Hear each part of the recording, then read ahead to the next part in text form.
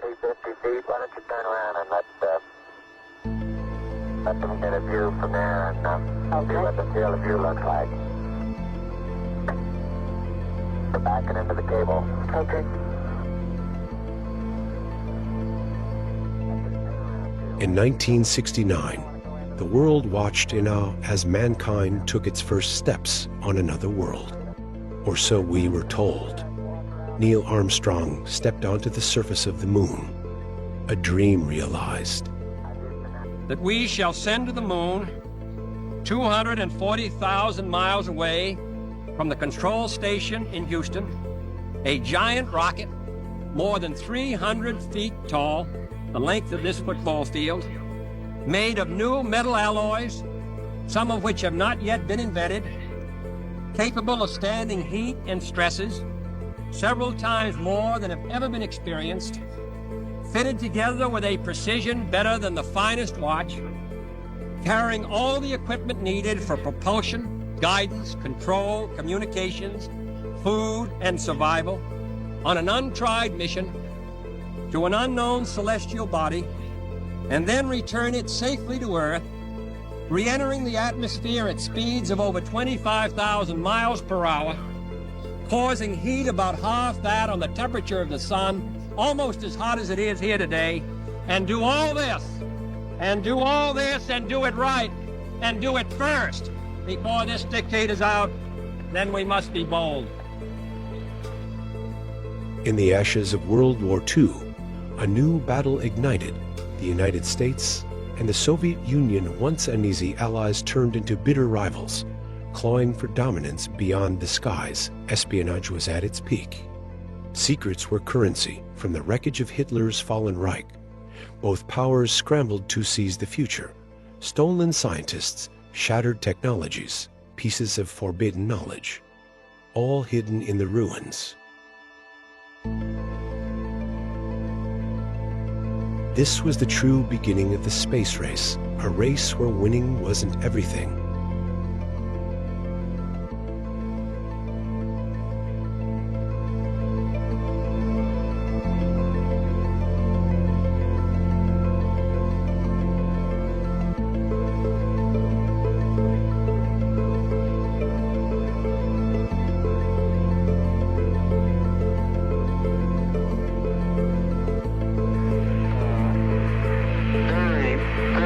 Grained as you get close to it. It's almost like a powder. Down there, it's very fine. I'm going to step off the limb. It's one small step for man, one giant leap for mankind. Oh, that looks beautiful from radio. It has a stark beauty all its own. A war won. But what if the whole thing was staged? What if, in a rush for power, prestige, and political dominance, a lie of cosmic proportions was broadcast to every television on Earth? This is not a story about the stars. It's a story about shadows, about silence, about questions that were never answered, until now.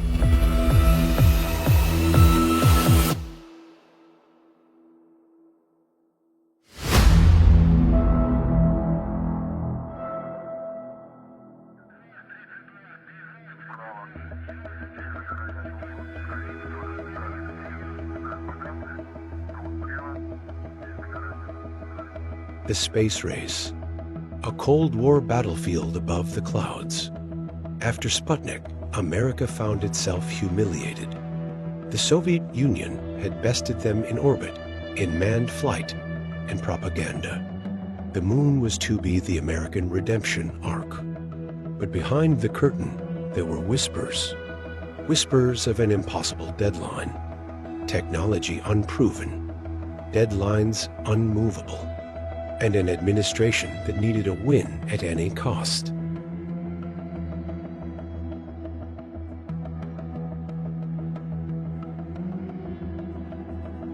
And your chest is open. What do you want to see in the eyes of the doctor there?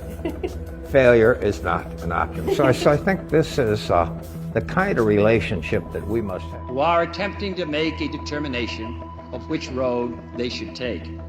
Since early in my term, our efforts in space have been under review. With the advice of the Vice President, who is Chairman of the National Space Council, we have examined where we are strong and where we are not, where we may succeed and where we may not. Now it is time to take longer strides, time for a great new American enterprise, time for this nation to take a clearly leading role in space achievement, which in many ways may hold the key to our future on Earth.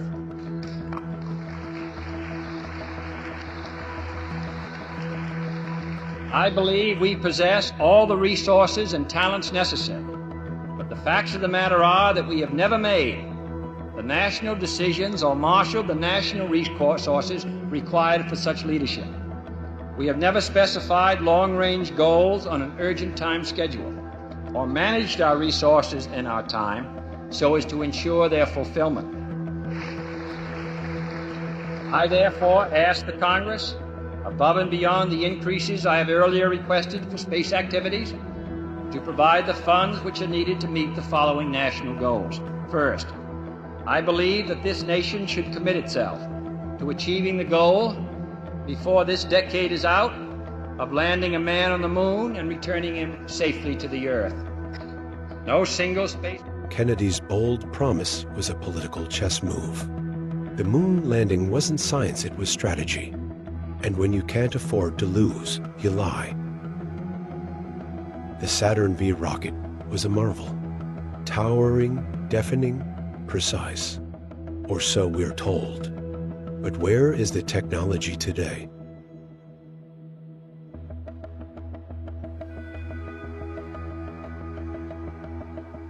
I'd go to the moon in a nanosecond. The problem is we don't have the technology to do that anymore. We used to, but we destroyed that technology, and it's a painful process to build it back again. But going to Mars should be one of the next series of steps that humans do. The first step should be going back to the moon for a number of technical reasons and exploration reasons, and then after that, Mars, maybe high orbit in Venus atmosphere, maybe going to Europa. There's all kinds of targets to go to, places of interest in our solar system. The only limit to human future is in our own imaginations. Excuse me, we destroyed the technology? The most celebrated engineering feat in human history scrapped, lost, forgotten? Is that the behavior of a pioneering space agency or the cover story of a magic trick that must never be repeated?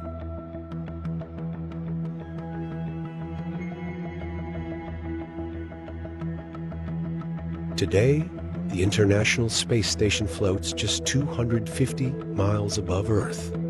We haven't gone beyond it in over 50 years. NASA's own Artemis mission is years behind schedule. But in 1969, with slide rulers and duct tape, we nailed it.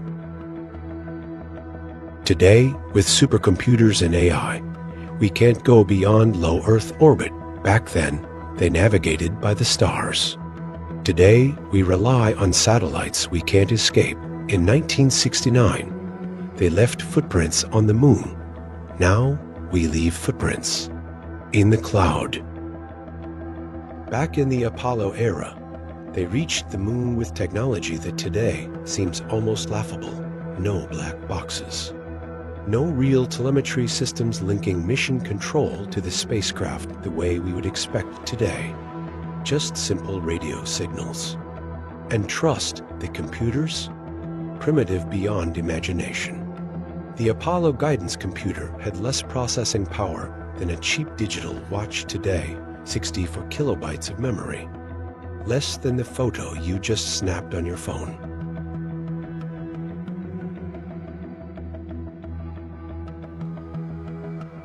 And yet, they crossed 250,000 miles of deadly space and came back today's rockets with all their technological polish, all their artificial intelligence, cannot reach beyond low Earth orbit. They are tethered to our planet. Like kites in a windstorm, the Apollo missions were analog dreams stitched together by engineers with slide rules, not algorithms. In 1969, they left footprints in lunar dust. Today, we leave hashtags in the cloud.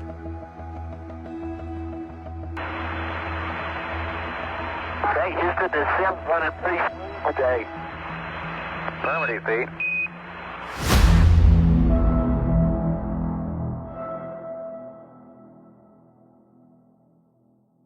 Between Earth and the Moon lies an invisible killer, the Van Allen radiation belts.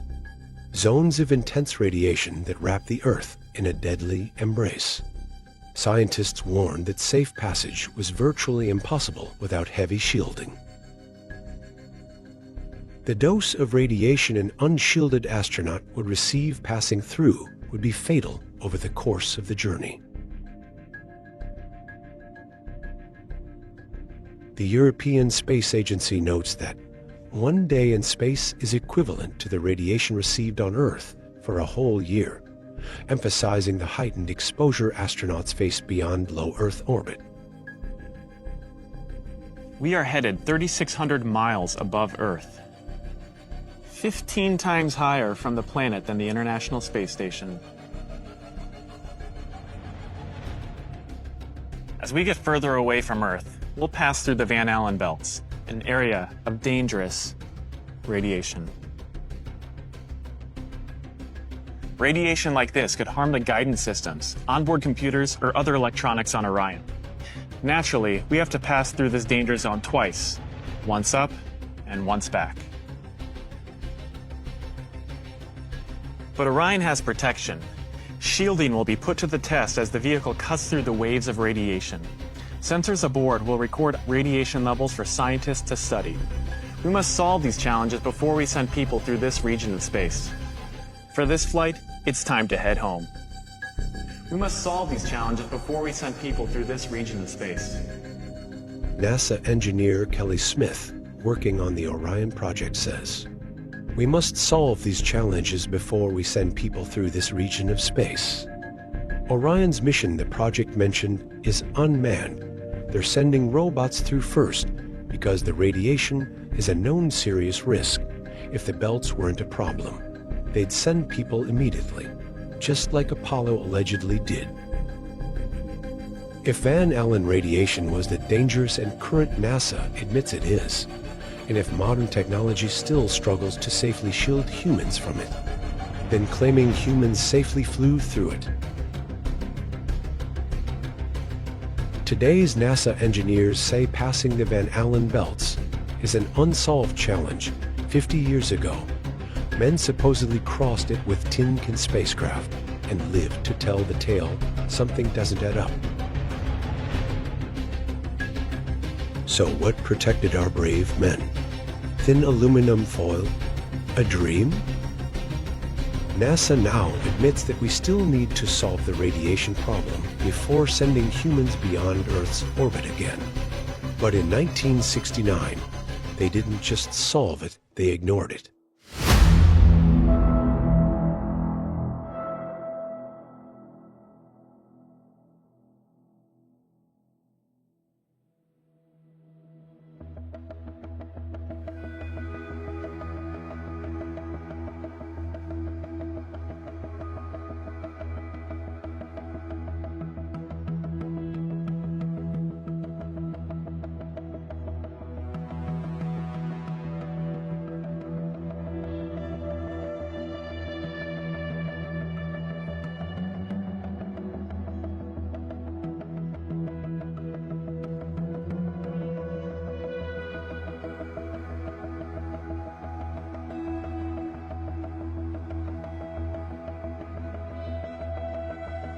The footage that inspired generations may be more science fiction than science.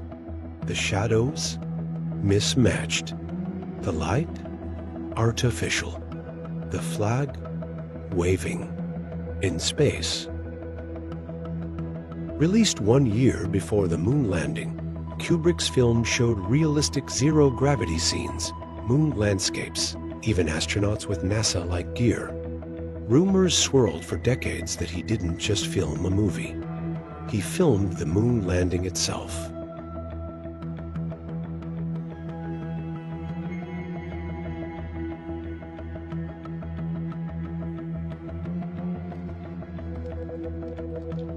Stanley Kubrick was a master of light. Every frame he crafted was deliberate, controlled.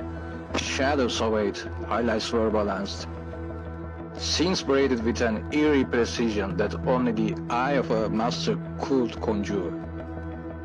Now, when you turn to the Apollo photographs, something feels off. Like if you know what you're looking at, you see hot spots, bright glaring reflection in strange places. You can see multiple shadows cast in opposing directions, as if from several light sources. Sunlight is like too clean, too diffuse in some frames, too harsh and isolated in others. Not the cruel, unforgiving light of an airless moon. It's like the flattering, soft illumination of a carefully dressed soundstage. You see studio-grade fill light smoothing textures, eliminating the abyssal blackness of true shadows. You see reflections in visors, in the LAM's panels, suspiciously man-made, and we can say it's a chaos, it's a nature. No, we can't say that. It's an obvious design. When you understand how Kubrick worked, and how he manipulated light not to show but to suggest, you start asking dangerous questions about what really lit those iconic scenes on the moon.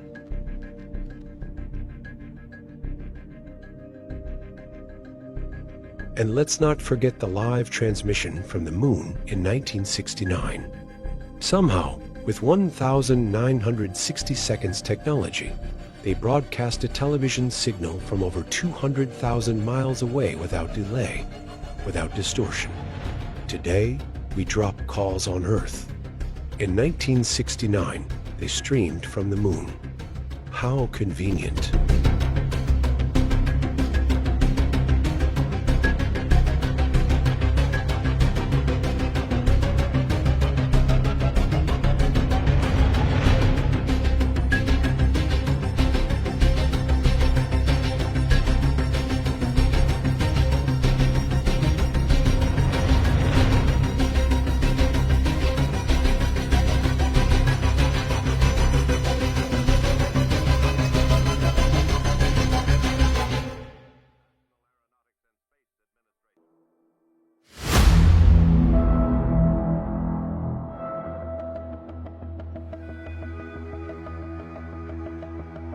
In space, there is no atmosphere, no diffusion of light, yet shadows behave like on Earth.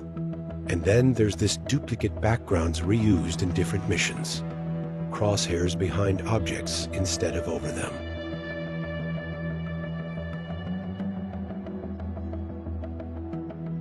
The anomalies are more than mere glitches. They whisper of staging, of deception of a performance designed not for discovery, but for dominance. Shadows falling in opposing directions, as if lit by spotlights on a soundstage. A flag fluttering in a vacuum where wind should be as dead as the moon's surface itself.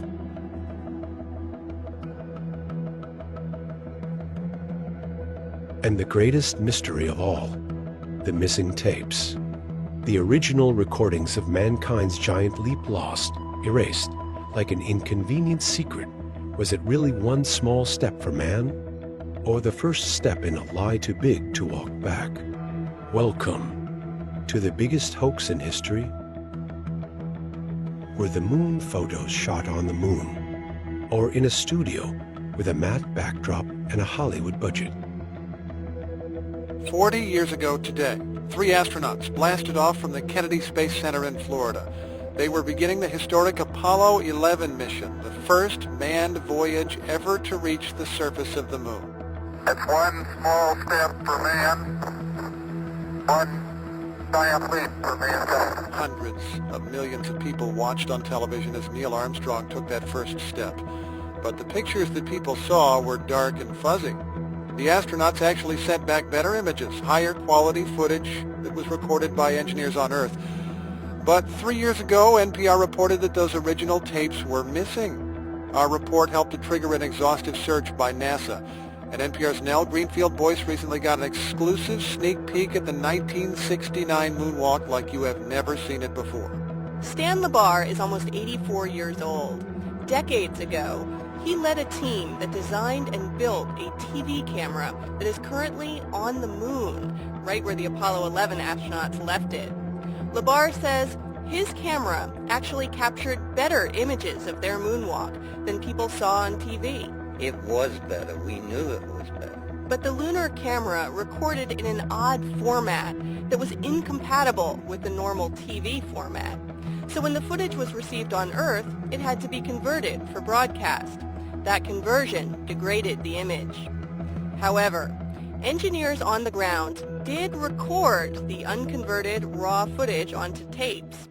LeBar and some colleagues recently decided to go back and look at those tapes. The whole thing started with the idea that this is the one piece of television footage that's going to be played for the next 50 or 100 or 300 years.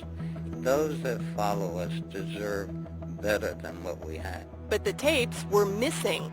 For the last 3 years, a monumental search has been underway. We had hundreds and hundreds of leads coming to us during this period. Every one of them was investigated. LeBar and other searchers spent hours and hours in a vast government storage facility known as the Washington National Records Center, something that sounds like the giant warehouse at the end of the movie Raiders of the Lost Ark. Stacked with racks of documents, tapes, all kinds of things from NASA and other agencies. Dick Knapsker is a TV specialist at NASA's Goddard Space Flight Center in Maryland. He became the unofficial leader of the search team. He says they also went to remote storage facilities, to private homes. They pored over logbooks and memos and all kinds of 40-year-old handwritten records. We went through old file cabinets that would have little record cards and give you an idea if a shipment went in with the name Apollo on it, and did it have Apollo or tape, or did it have anything on there that could be a tape. They returned again and again to that vast government warehouse, but then they discovered something disturbing. Over the years, NASA had removed massive numbers of magnetic tapes from the shelves. Between 1981 to 1983, NASA permanently withdrew over 40,000 boxes. Why? LeBar says new satellites had gone up. The satellites were producing a lot of data that needed to be recorded. These satellites were suddenly using tapes 7 days a week, 24 hours a day. And the agency was experiencing a critical shortage of magnetic tapes. So, NASA started erasing old ones and reusing them. That's probably what happened to the original footage from the moon that the astronauts took with LeBar's camera. So I don't believe that the tapes exist today at all. I mean, are you sad about that? Yeah.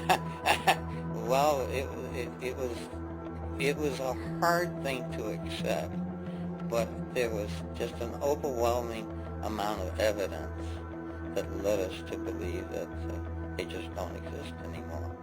And you have to accept reality. You may have to accept reality, but that doesn't mean you have to give in to it.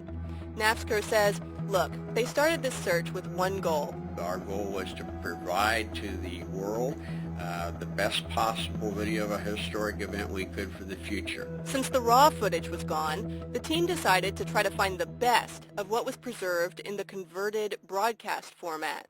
Knapsker says they looked through tapes in Australia, tapes in the CBS News archive, stuff no one had looked at in decades. We found immediately that just because it was broadcast didn't mean it was similar quality.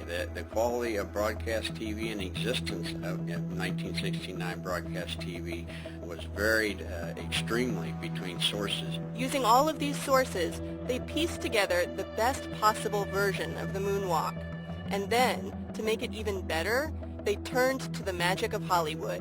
We had been in contact at that point with a company called Lowry Digital in California. They contacted me at Lowry Digital here in Burbank with the objective of can this material be restored? John Lowry has a lot of experience doing high-quality digital restorations of old films. Such as Old Bambi, Cinderella, Lady and the Tramp, 20 James Bond movies. And the Star Wars films, just to name a few. Early in his career, Lowry had actually worked on footage from later Apollo missions.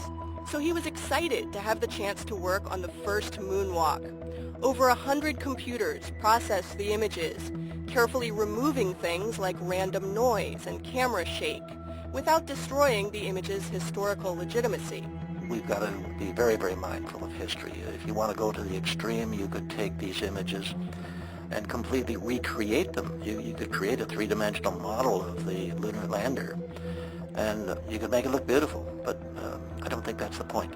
I think the point is that Apollo 11 was a very, very special historical event. Last week at NASA's Goddard Space Flight Center, Dick Nafzger sat down at a computer loaded with the restored video, which he just received from California the day before. He called up a side-by-side comparison of the old and new.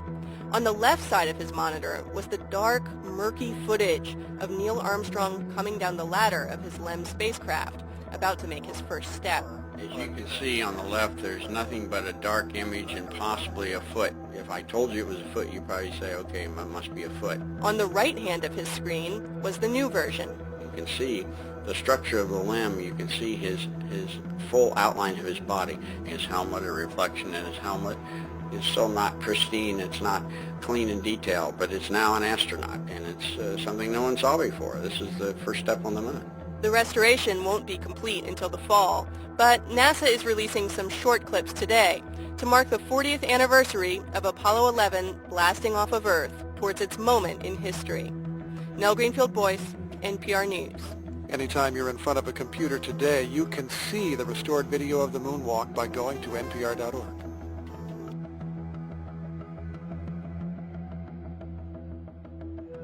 Picture it. July 1969. Humanity's first steps on the moon, captured by a specially designed lunar camera. This camera recorded in a unique slow-scan format, incompatible with standard broadcast television. To share the moment with the world, the footage was converted in real time, resulting in the grainy, ghostly images we all know. Yet, the original, high-quality recordings were preserved on magnetic tapes, offering a crisper, more detailed view of this monumental event. But then, like a misfiled dream, those tapes vanished. Fast forward to the early 2000s, when engineers like Stan Libar and Dick Nafzger embarked on a quest to recover these pristine recordings. Their search led them through NASA's vast archives, reminiscent of the endless warehouse in Raiders of the Lost Ark, filled with forgotten relics of the past. Their efforts culminated in a sobering revelation. During the 1980s, facing a shortage of magnetic tapes, NASA had erased and reused thousands of them, including the Apollo 11 originals. The very tapes that held humanity's first lunar footsteps were likely overwritten with satellite data, lost to time and oversight. In 2006, NASA acknowledged that the original Stevie slow-scan television tapes of the Apollo 11 moonwalk were likely erased and reused in the 1980s due to a shortage of data tapes. NASA admits they lost the original moon landing tapes. Gone, erased, reused. The most important footage in human history, deleted to save money on videotape. You got a bunch of guys about to turn blue. We're coming to the Armstrong is on the moon. Neil Armstrong, 38-year-old American, standing on the surface of the moon.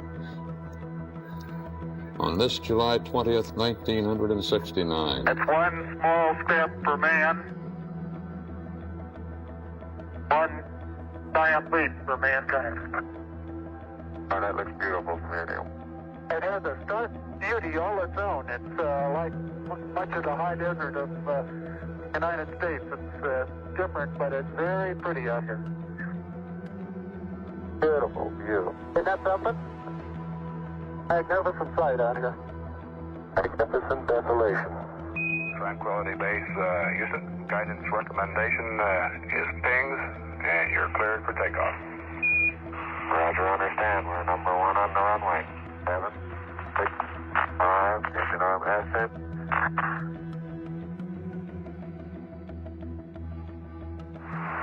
Beautiful. Very smooth. Very quiet ride.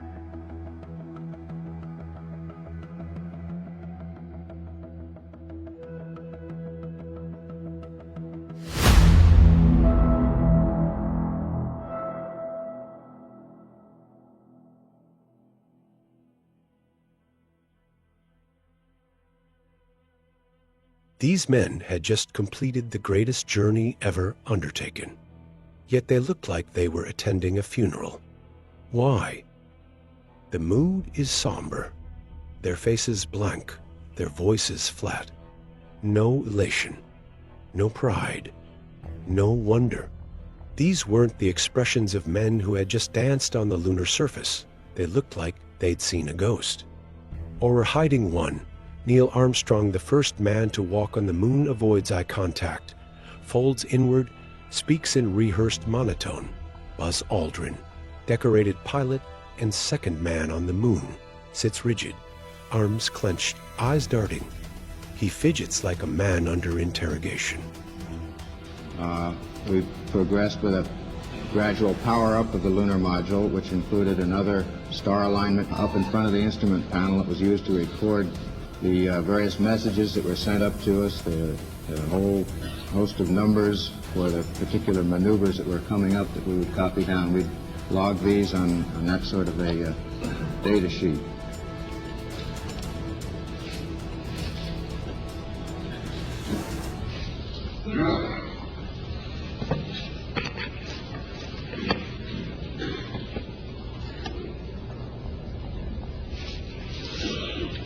This film shows our final look at Tranquility Base before our departure.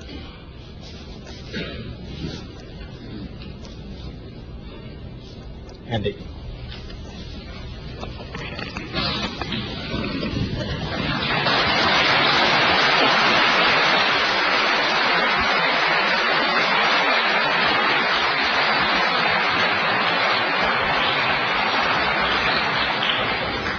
we're ready now for question and answers, and wait for the microphone, and we'll go right down the line, and we'll catch everyone if you'll just be patient.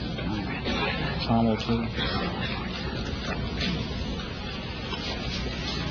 How much time did you have left in your life support backpacks at the time you got back on board LEM? I haven't seen the post-flight analysis of the numbers. We had roughly half of our available oxygen supply remaining in the backpacks, and somewhat less percentage in the water supplies, which is used for cooling. Of course, particularly on our first experience with the use of that backpack on the lunar surface, we were interested in conserving a good bit of margin in case we had difficulty with closing the hatch or repressurizing the LEM, or had any difficulties with getting the systems operating again in the normal fashion inside the cockpit. They hope to accomplish. I have two brief questions I'd like to ask, if I may. When you were carrying out that incredible moonwalk, did you find that the surface was equally firm anywhere, or were there harder and softer spots that you could detect? And secondly, when you looked up at the sky, could you actually see the stars and the solar corona in spite of the glare?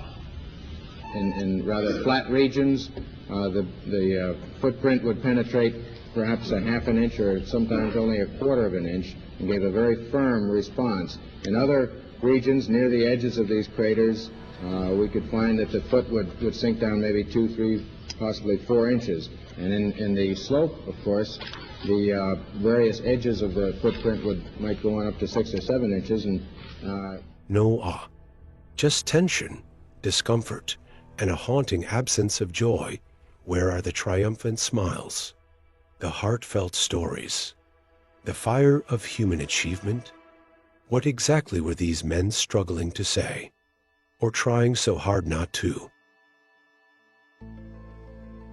Bill Kaysing, once a technical writer for Rocketdyne, dared to voice doubts and was met with ridicule. His claims, though controversial, sparked a movement of inquiry. Is that the astronomy buffs at Vanderbilt or Harvard or UCSC would have found the errors instantly. His friend, the person who spoke with him here. Right. Do you want me to mention him by name? I think so. Okay, why not? Of course, Lee is kind of a reclusive person, but I don't mind mentioning his name. We can't live forever. All right. Ready? Yeah.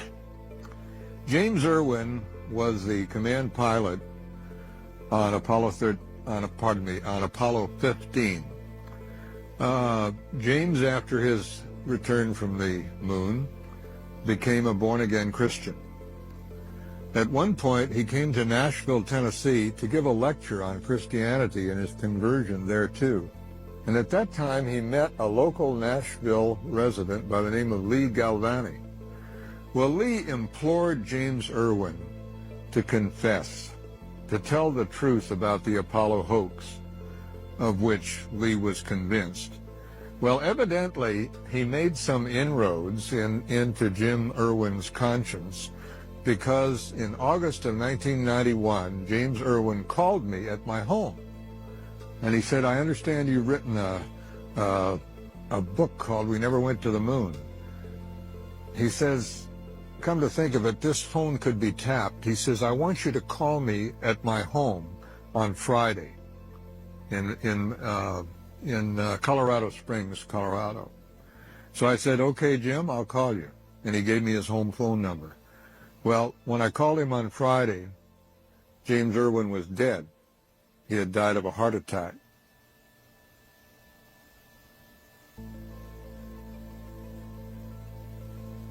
Tell me about the pilot who phoned in one of your guest appearances on the talk radio program.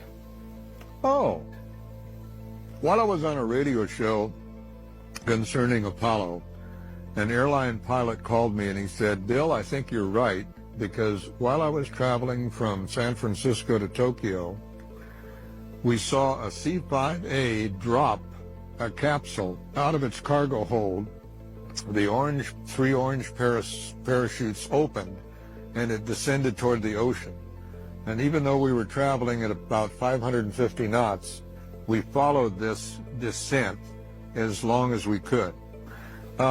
When the command capsule returns to Earth, the atmosphere causes it to become red hot due to friction at high speed.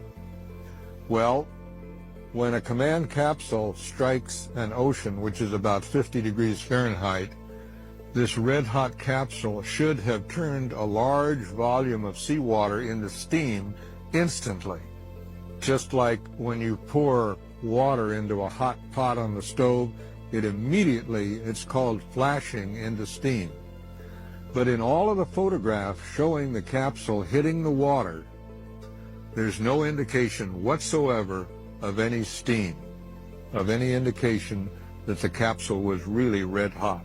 On December 7th, 1975, I was invited to discuss my book at radio station KOME in San Jose, California. The moderator or talk show host was Victor Bach. About halfway through the broadcast, the engineer came into the control room, or the room where we were giving our information, and he said, "We're off the air." Subsequent investigation indicated that someone in a helicopter had dropped napalm on the KOME transmitter in the Gilroy Hills, causing $250,000 worth of damage and effectively cutting off the station from the air for 3 days. Well, police came to the station and offered us police protection because callers into the station said, "What happened to you? You had this fellow on about we never went to the moon, and suddenly your radio station goes off the air." So to me, this was the first real-life indication that there was somebody that didn't want me to tell this story. Ralph Wren, challenging the feasibility of the missions, highlighted concerns about radiation and spacecraft shielding. His technical arguments were largely ignored by mainstream discourse. Yeah. Okay. Roland, just tell me about your background, whatever they called you in the book, and how you're affiliated or got affiliated with NASA, etc. I think the question really is, how did I get involved in this great big mess? Okay. And it's simple. This book is glossy, full size, a lot of pages. It's called America at the Threshold, and it's put out by the Superintendent of Documents. It's a government publication. And about 3 years before I received this, which is a good 6-7 years ago now, the Rand Corporation wrote me a nice sweet little letter, and it said, "Oh, please, Mr. Bright Inventor," and words to that effect. I was a member of Mensa at the time. I have patents. If you have any free ideas for space, please send them to NASA. So I did. I sent them a few. I don't know how many. I kept no records. Well, I started to get a little bit miffed at them because they had never responded and said, "Thanks for your submission." Nothing. Time went on. We moved from Florida. We came up to Port Richey at first. That's in Florida. And then we moved north. And I believe I was up here when it was forwarded from the Port Richey address, maybe 3 months. And I get this thing and I look at it and I say, "I wonder why I got this." And I look and then I see it's a tout for Mars. For NASA taking everybody to Mars. Well, by the time I got this, which was quite a few years after they had requested the information, I was on the verge of saying there's something wrong here, because I would be looking at my TV and you'd see that flag salute ceremony, which they did every time they went up. That was a repetitious deal. And on one of them, every once in a while, I would see the flag ripple. Now, the moon is a vacuum. There are no air currents. How could the flag ripple? So that, and it was never on long enough to be sure, and they played all 6 or 7 of the landings, so you only saw it once every blue moon. But the other thing I got to looking at was the rover. They would hit the pedal and the thing would take off and the wheels would spin and dust and gravel would fly. And the problem was that the dust and gravel hit the moon's surface just as quick as it would have here on Earth.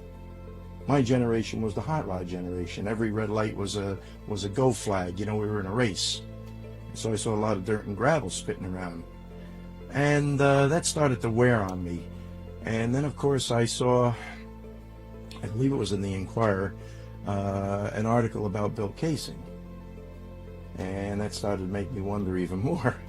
So when I received this thing, as I read through it, I found my name on page A51, right in the center of the page. And it was put there because at least one of my ideas had passed 3 or 4 sequential screening committees. Which idea? I don't know. They didn't tell me. But the context of this entire book is that the people who contributed were boosters of NASA going to Mars.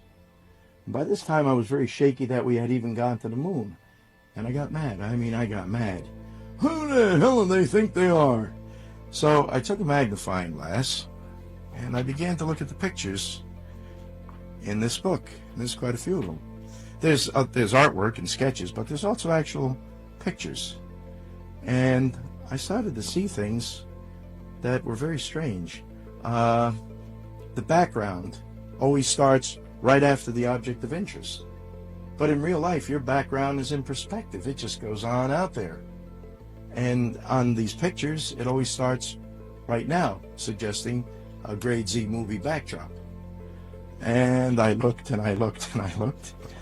And I went out and I ordered some pictures from NASA, pictures I had seen other places, and I began to take books out of the library, books written by the astronauts. And I read with a very critical eye, and I started to dissect them. And I was going, One of the things that leaped out pretty quick, I can't remember the book it's in now. I have it all footnoted in my book, which of course is NASA Mooned America. And what happened is, as they landed on the moon in this metallic contraption, which was sitting there, and they claim it was early lunar morning, so the sun was low on the horizon. But when you have a thing on an open plane and the sun hits it, in the morning it hits it at right angles because it's low. And immediately that thing begins to heat from the solar radiation. And they claimed that they couldn't even sleep in this metallic contraption in a place where the sun will drive the soil temperature up to 250 degrees. Okay? Now, because they were cold. See, they were too cold to sleep. And I'm looking at this and saying, how could that be? So one day I did my famous weenie experiment. I took a frozen hot dog right out of the freezer, went to the oven, put the hot dog in, turned the dial to 250. 20 minutes later, I opened it up to see how it was doing. It was cooked, so I ate it. But the astronauts complained that they were too cold to even sleep in a metallic oven and the full bore sunlight of the moon. So one thing led to another.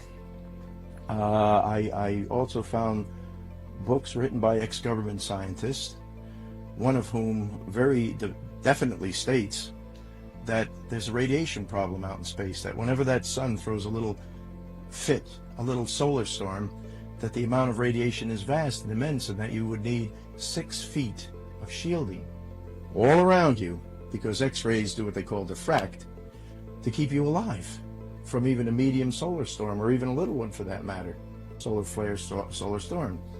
So I took a very jaundiced look at the thing, and I began to write. It was not a book, it was more, what's the word I'm looking for, Bart? A report, that's a good word. Yeah, and I began to write more of a report because I wanted to forward it to Ross Perot, as he was ostensibly running for president at the time. I never did get through to him. But in the meantime, that report expanded and expanded, and one day it was book-sized, and I decided to publish. And I began sending feelers out, which I had been through before with my other books, and it seems nobody's interested. So I finally self-published it, and here we sit today. Tell me a bit about your background. Like, do you have a degree in anything? Where did you go to school? Where did you grow up? How did you become interested and scientifically minded and all that stuff? Well, I went to my share of schools, and I found that if you're not a rote learner, which I most definitely am not,